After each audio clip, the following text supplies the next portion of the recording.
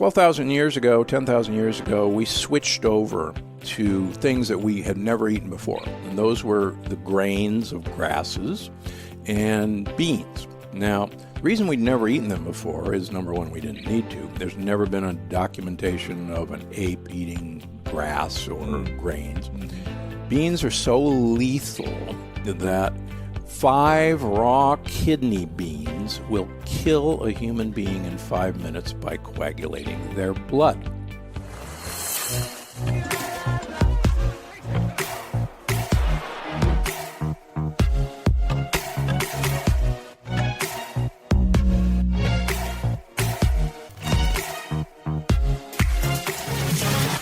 Welcome, everyone, back to the School of Greatness podcast. We've got the legendary Dr. Gundry in the house. Thank you so much for being here. Thanks for having me. Pleasure. I'm excited about this, and you just opened it up. We'll probably leave that in there. Kind of your mission is to end disease, and then you're saying it all comes through the gut. Starts and ends with the gut. Correct. Everything what we eat can solve the disease we have within us, right? Correct. Based on the foods that we put inside of us. It can actually extend our lifespan to potentially things that people can't even imagine. Wow. And it actually has to do not with you and me and what we conceive of our bodies, but it turns out that 90% of all the cells that make you and me, are actually non-human cells. They're bacteria, viruses, funguses, worms that live in us and on us. Wow. And the shocking thing is that 99% of all the genes that make up you and me are non-human genes. What are they? They're bacterial and viral genes. And what we've completely missed from the Human Genome Project is that we have actually very few genes, and our genes are about 99% the same as a chimp or a gorilla. And we're very different than chimps or gorillas, and yet we have virtually the same genes. What makes us different is actually the bacteria and viruses that live in us. We have different bacteria and viruses. And you can actually show when humans evolved from the other great apes that our bacteria actually changed, and we can actually identify that point in time that the bacteria made us rather than our genes made us. So the bacteria's made us human, or bacteria made us? Yeah, they actually, as shocking as it may seem, most of what happens to us is determined by the state and the variation of our bacteria, primarily in our gut. Give you an example. You can take a bowel movement from an obese individual and feed it to a skinny rat. Skinny rats love to eat poop. Right. And those skinny rats will become fat. Really? Because the bacteria have actually manipulated their feeding habits. They actually send text messages to the brain to go look for foods that they would not otherwise consume that those bacteria want. And we can actually, there was a cool study in a marathon runner. You're a great athlete. So there's a woman marathon runner in England a couple of years ago who developed a very severe infection in her colon called C. difficile. A lot of people have heard of it. Okay. And the modern treatment of this now is a fecal transplant. Taking poop from somebody else and shoving it up your ass. Wow. And you try to get a fecal transplant from a family member because, believe it or not, family members tend to share their bacteria. I share a lot of bacteria with my dogs, and they share with me. So they found a cousin who was a good match for her, and she got the fecal transplant, and everything went well. Her C. difficile went away. We can go into why that happened. But in the next year, this marathon runner gained 32 pounds. Wow. Without changing anything. And it turns out her cousin, was actually about 32 pounds overweight. And so she was inoculated with obesogenic bacteria. And her bacteria, these little, one-cell organisms, controlled her behavior. Wow. Now, think about this. So it made her more hungry or desirable made her certain hungry. foods. Yeah, exactly. So she changed the way she was eating because she was triggered in a Being different way. manipulated. Wow. Being manipulated. Well, it's kind of like when you're, I love candy and sweets. I've never been drunk and I don't drink, but my vice is like I could eat cakes and candy and brownies all day long if I choose to.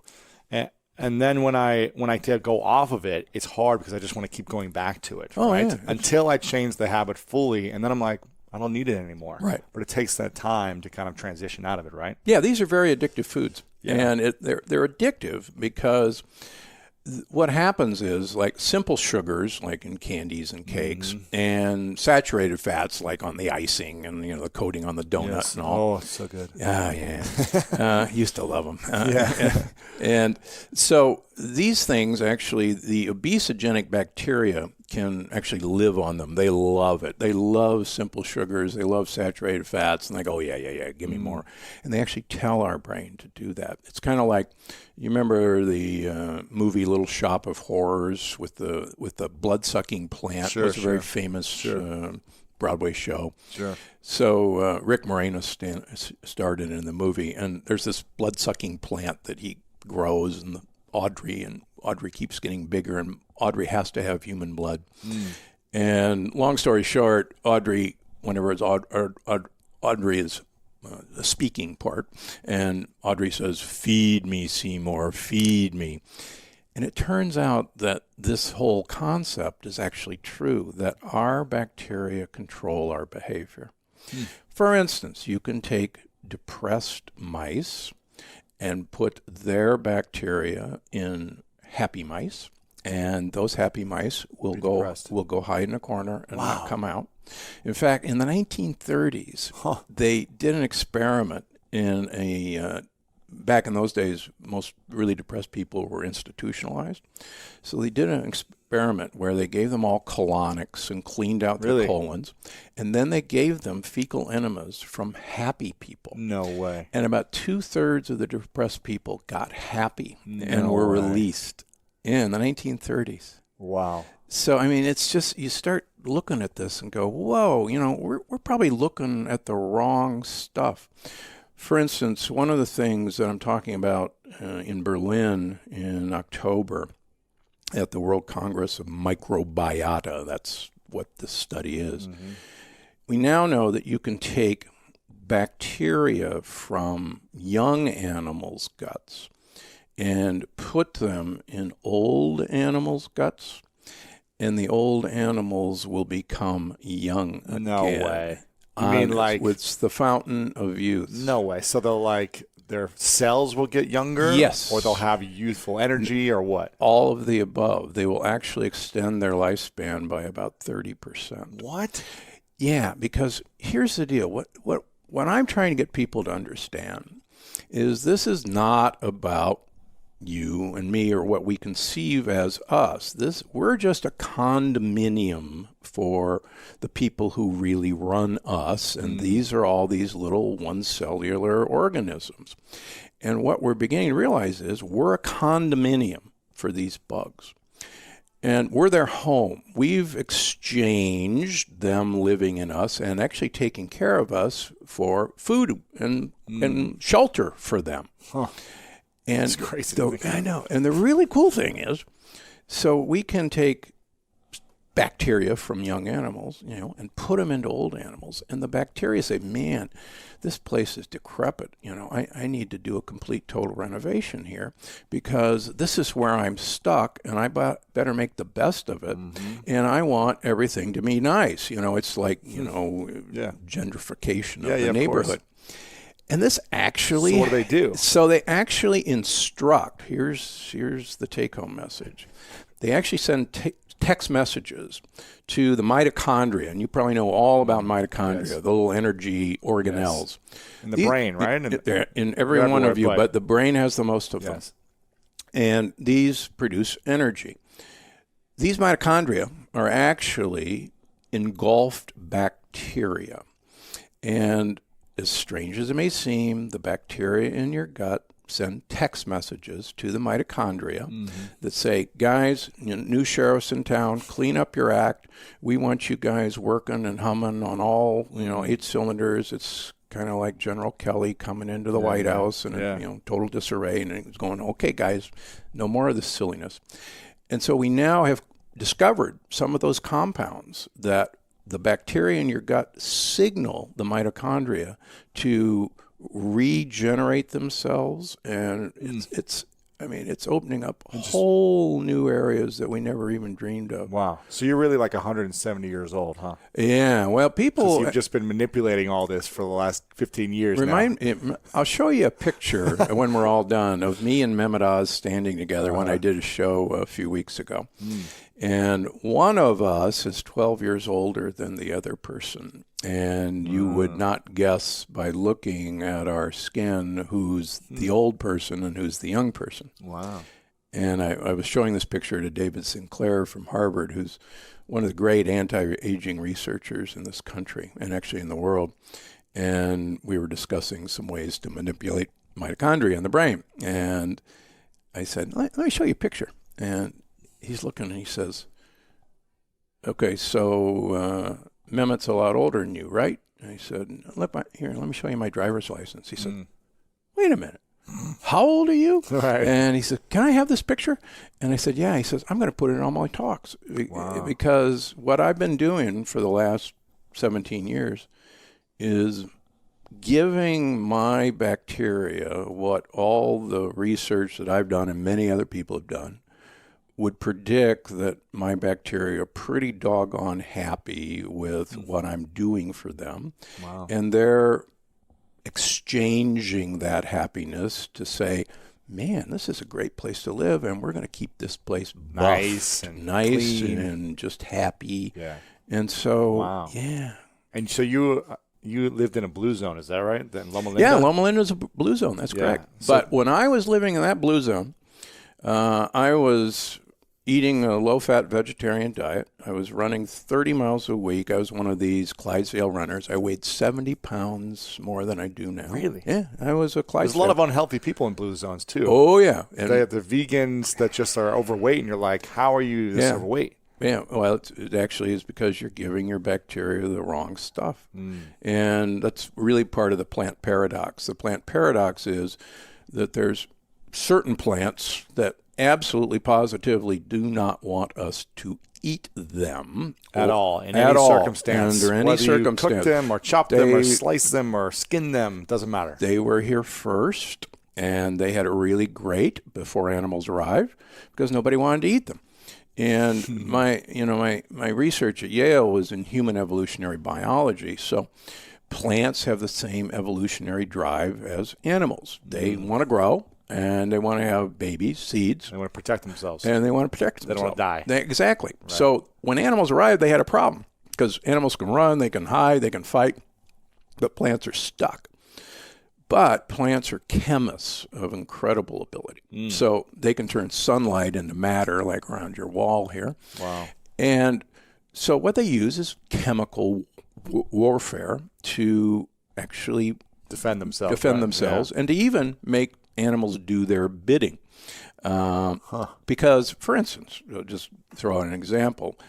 Most plants want you to eat their fruits because the fruit contains seed to go reseed them. Yeah. So you'll eat their fruit. The seeds in the fruits are inedible, and you'll either spit them out, or if you swallow them, they'll survive going through your intestines, and you'll poop them out someplace else. Fertilized. And fertilized. It's perfect. Yeah. And they're away from mom and dad. So, for instance, if an apple, falls underneath the apple tree, that poor kid doesn't have much of a chance because mom or dad is going to shade them the next year. But if it gets carried off, even 100 feet away, and then it gets dropped, the plant does this on purpose. Crazy. And in fact, you and I love fruit because you and I were designed to eat fruit once a year in the summer to gain weight for the winter. So it was a really good trade-off between, for instance, great apes and plants. But the fascinating thing is manufacturers, food chemists know this, and we are drawn with color vision. And only animals that are fruit predators actually have color vision, because you want to know when the fruit is ripe, when it has the highest sugar content. Right. And the plant wants you to know when it's ripe, because that's when the seed finally has an impenetrable shell. And it doesn't want you to eat it before that time. So it tells you, okay, now's the time. Shiniest object, it's time to eat it. Yeah. So what colors does it use? In general, it uses reds and oranges and yellows to denote ripeness. So the next time you're going down the snack aisles looking for all the great munchy stuff, you'll be shocked that most of the companies use oranges, reds, yellows to get your attention, because it goes direct into the deep center of your brain and says, that color means I should eat it. I'm going to get a lot of calories, and I'm going to be the big winner for the winter. Wow. Yeah. But if you're doing that every day Big for many years mistake. in a row, yes, you're always storing fat for the winter. That's exactly right. And that's part of the plant paradox, is that once upon a time, we only had fruit in a very limited time period. Now we have it accessible all the time. There were no 747s bringing blueberries to Costco in February. They just weren't.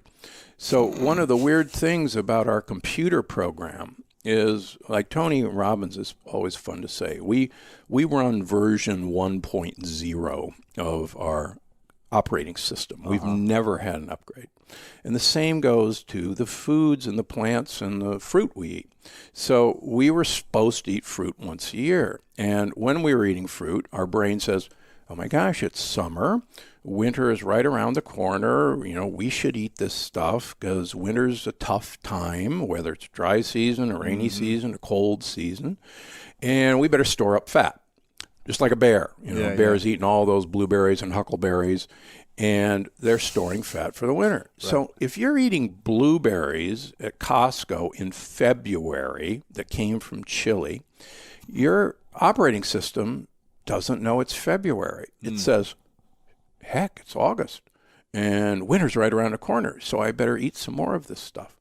And this is one of the things that's happening to us in particularly American society, but now most of the Western countries. Yeah. We're eating things that we have no business eating Really? 365 days a year. And most of us are just getting ready for the winter that never comes. Especially if you live in L.A. Yeah. It's never getting cold. Yeah, never comes. You don't need to store that fat. You really don't. Yeah, but that's part of the problem. Wow. So, what are the main plants that we should never be eating then? Okay, real quick. Up until 10,000 years ago, we lived primarily on the leaves of trees, and we ate tubers that grew in the ground, like a sweet potato for a yam. Love those. Yeah, they're pretty darn good for you. You were actually designed to eat them. And good. 12,000 years ago, 10,000 years ago, we switched over to things that we had never eaten before. And those were the grains of grasses and beans. Now, the reason we'd never eaten them before is, number one, we didn't need to. There's never been a documentation of an ape eating grass or grains. Beans are so lethal that 5 raw kidney beans will kill a human being in 5 minutes by coagulating their blood. What? 5 raw kidney beans. Raw kidney beans. In fact, most people have heard of the poison ricin, the white powder you send to your elected official. Yeah. Lots on the way to Washington, but that's another subject. So ricin is the lectin of the castor bean, and we'll talk about lectins next. A lectin is the plant defense system. These are proteins that are designed to basically kill us in one way or another. Oh my gosh. And so ricin is so powerful that about 4 molecules of ricin will kill a human being instantaneously. There's a great study that was written up in one of the journals about a few years ago. They decided to have a healthy eating day in Boston. Yeah. And they served the kids beans. And because it's so healthy. Right. Part of the blue zone. Yes. And they had 30 or 40 admissions to the hospital No way. with severe diarrhea, hypotension, and it turns out that it was all the fact that the beans were undercooked. And beans are a plant baby, and we're not supposed to eat those. And so no beans. No beans. Zero beans. Unless you use a Pinto pressure. black Yeah, beans. Pinto black. None of it. We shouldn't be eating it. Shouldn't be eating it. You weren't designed to eat it. You have no defense system No matter how it's against cooked. it. If you pressure boiled. cook it, it's fine. Pressure cook it. What does that even mean? Put it in a pressure cooker. The Modern pressure cooker is as easy as a rice cooker. Got it. It's one touch. It's not your grandmother's pressure cooker that blew up in the kitchen. And so then it's okay to eat. Yeah. So you can pressure cook beans. Now, the other thing, we weren't designed to eat grains. Now, just a quick question before you start there. How much of it can we eat? Does it matter once it's pressure cooked? Obviously, everything in moderation, but I mean...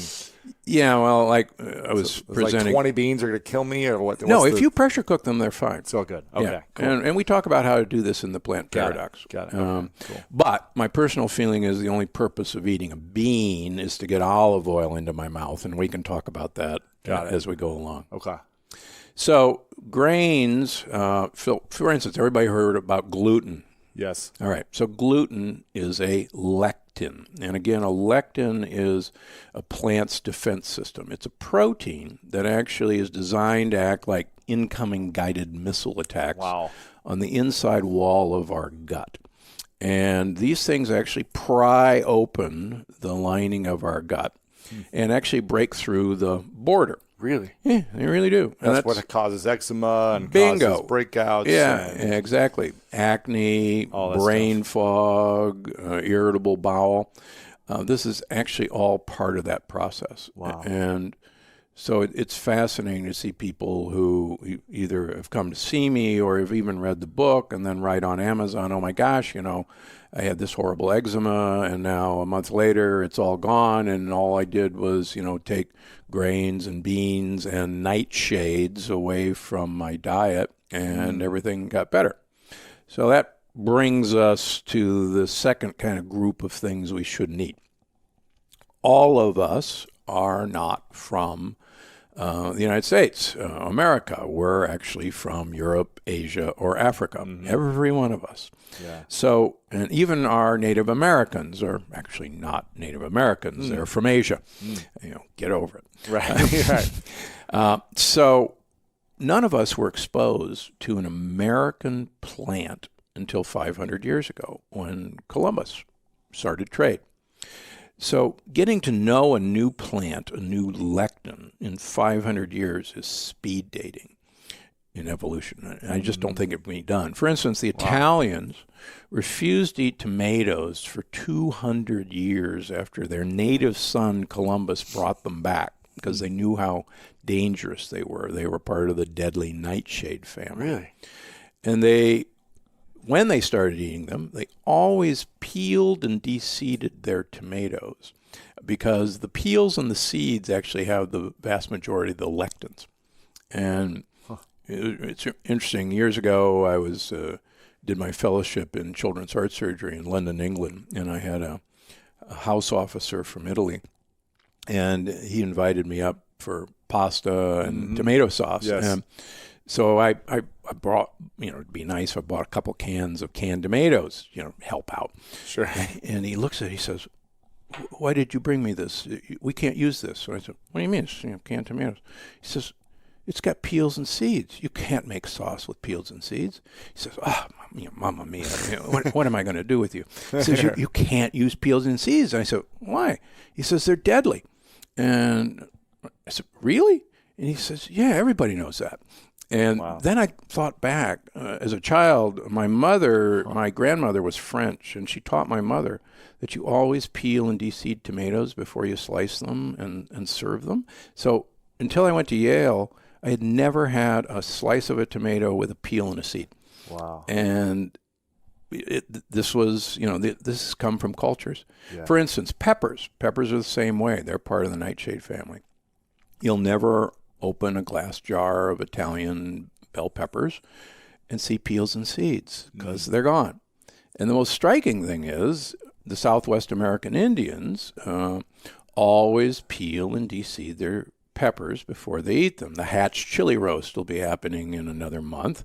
And what do? They roast their chilies, peel the scarred off part, de-seed them, and then they eat them or they make them into chili powder. Right.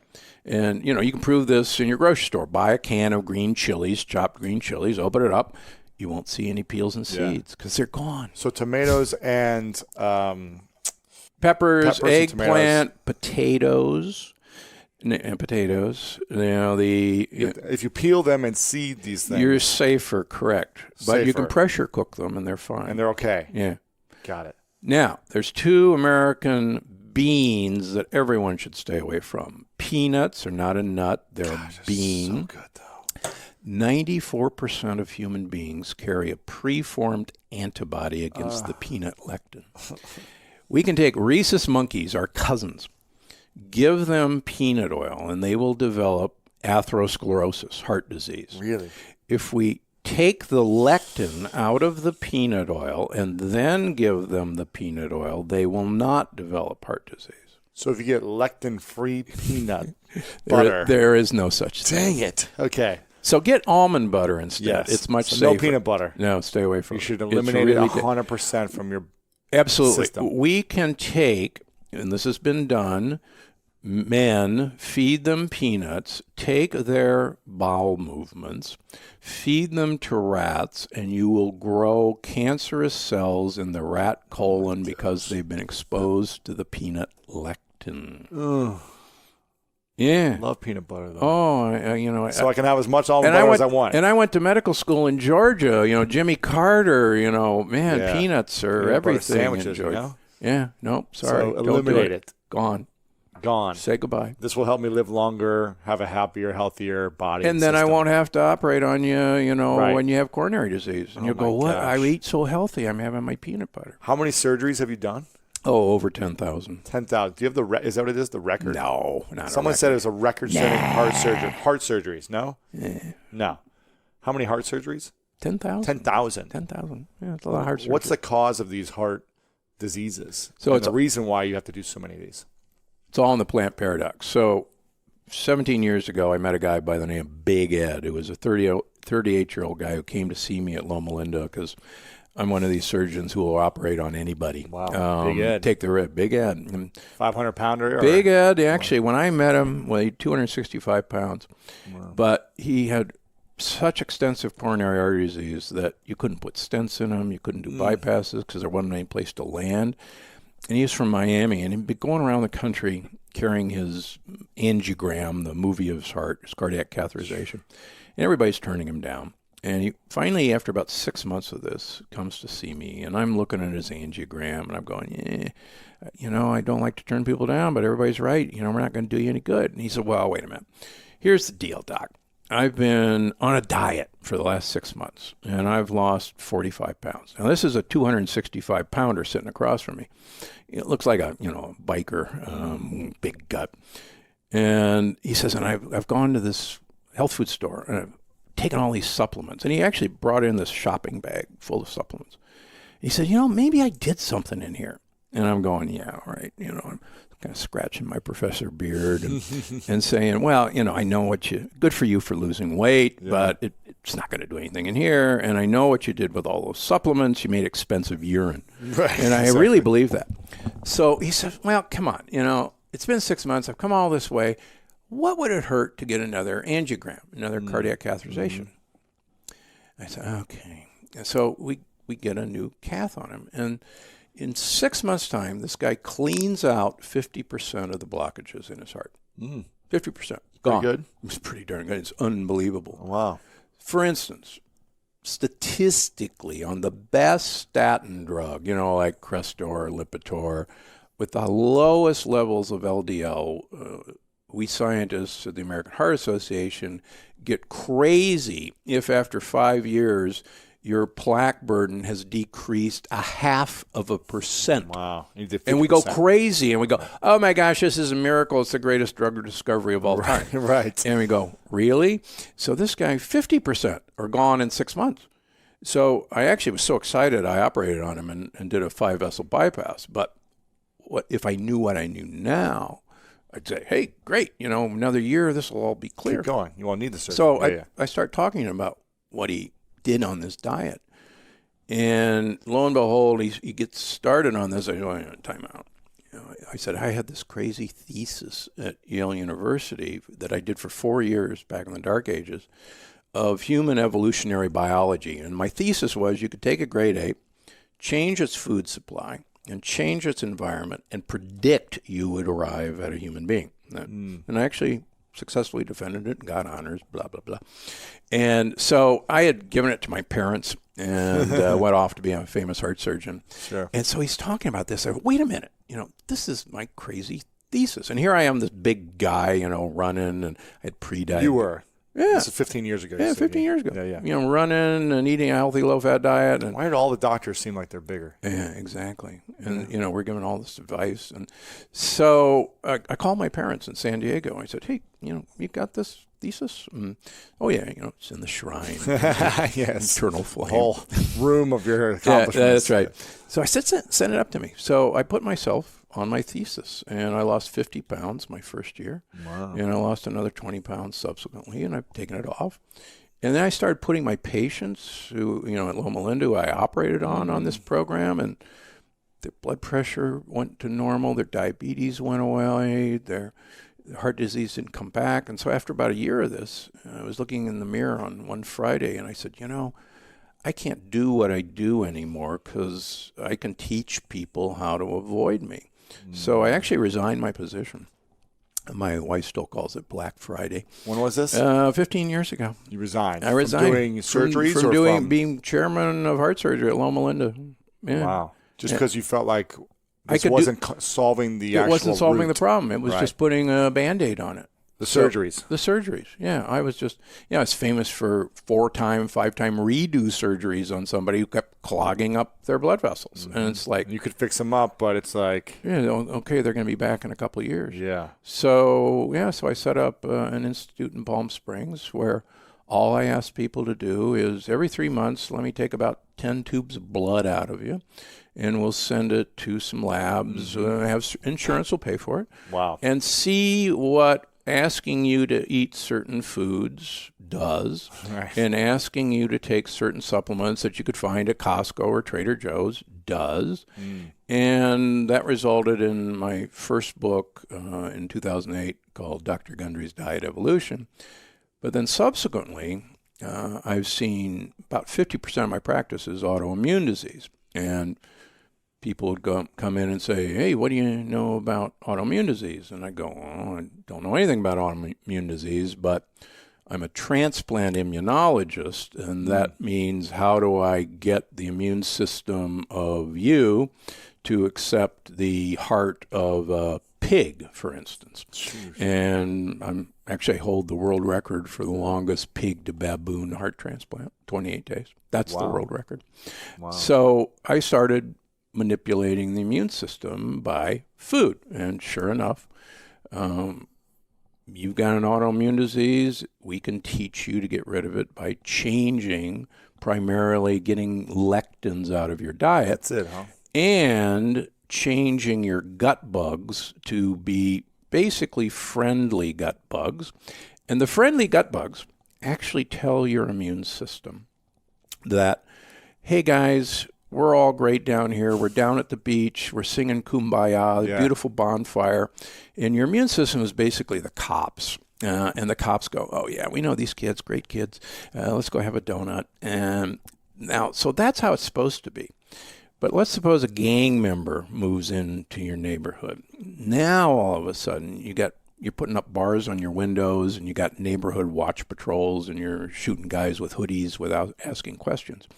So what's happened to most of us through some of the foods we eat, like all these wonderful snacks we're talking about, we've let these gang members loose. And the good guys actually can't eat simple sugars and these saturated fats. They want leaves and they want tubers. So they die off. They die off, exactly.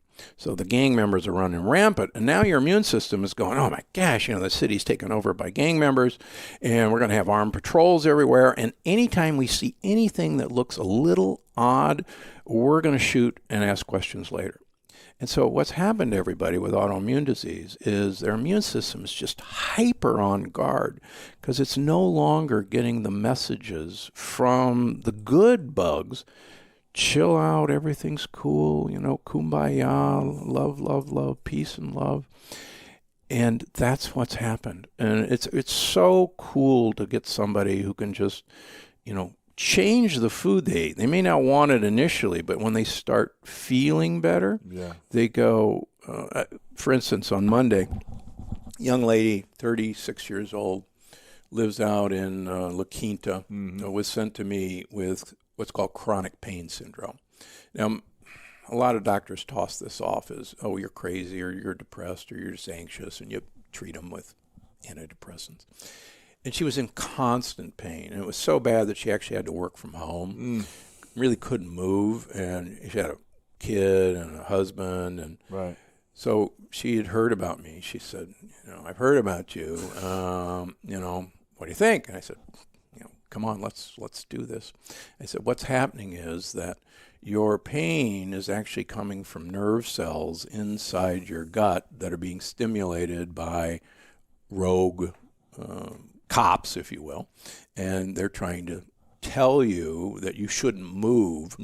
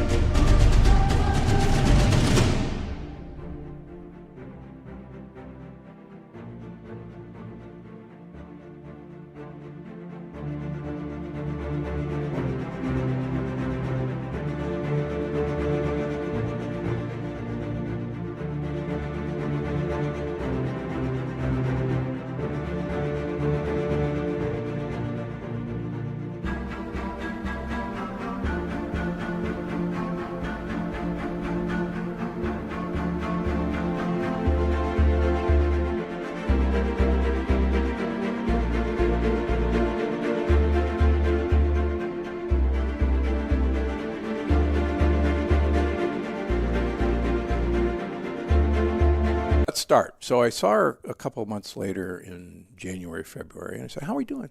She said, the pain's less, but it's definitely still there. So I said, well, just stay at it. If you can feel a difference, don't give up.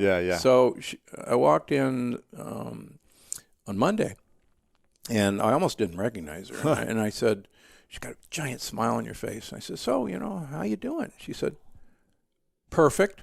I said, what do you mean? And she said, do you know what it's like to not have pain? And I said, well, yeah, I do now. She said, I forgot what not having pain feels like. Wow. And it's amazing. She said, I just feel great. It's been so many years, I'd forgotten what, feeling normal felt like. She said, but let me tell you a story. You can't cheat. And I said, yeah, I know that, but how'd you find out? She said, well, there was this office party a couple weeks ago, and all they had some chicken, and they had some nachos, and they had some guacamole. And she said, I noticed that the guacamole had tomatoes in it. Believe it or not, guacamole is not supposed to have tomatoes. Your listeners should realize that guacamole should not have tomatoes. Sure. But, she said, I figured, well, the safest thing to eat is to put some guacamole on my plate and have a piece of chicken because, I want to be nice. She said, I'll tell you, within an hour, my left elbow just started throbbing, and then my hands started freezing up. She said, I actually had to leave the party and go home. And she said, I had to lay down, and I couldn't get up for about 2 hours. And she said, and I was trying to be good. And she said, it's amazing that, this could do this. Wow. Yeah. This is crazy. Yeah. So you said you essentially we're doing heart surgeries, 10,000 of them, and said, I don't want to be offensive here. I'll make sure I'm saying the right thing, but you're now essentially a functional med doctor. Yeah, I don't in a sense, correct. Right?